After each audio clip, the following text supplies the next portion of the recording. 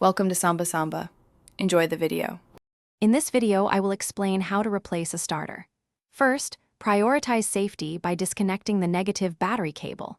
Next, gather your essential tools, including a ratchet, various sockets, and a sturdy jack with jack stands. You will need to safely lift and support the vehicle. The starter motor is usually found on the passenger side, often near the transmission bell housing. Taking these initial steps ensures a smooth and safe replacement process.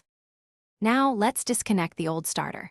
Begin by carefully removing the main power cable and the smaller solenoid wire from the starter terminals. Use the correct size wrench or socket for these connections. Next, locate the 2 or 3 mounting bolts that secure the starter to the engine or transmission.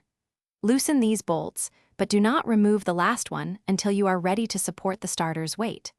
Once loose, carefully lower the old starter. With the old starter out, it's time to install the new one. Carefully lift the new starter into its mounting position, ensuring proper alignment with the bolt holes. Hand tighten the 2 or 3 mounting bolts first to prevent cross-threading. Once snug, use a torque wrench to tighten them to the manufacturer's recommended specifications, typically around 30 to 40 foot-pounds.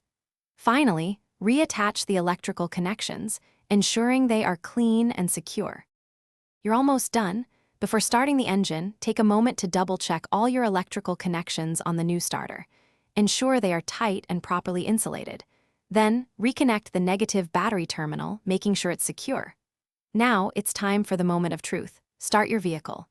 Listen for a strong, consistent crank and ensure there are no unusual grinding or whirring noises. Congratulations, you've successfully replaced your starter.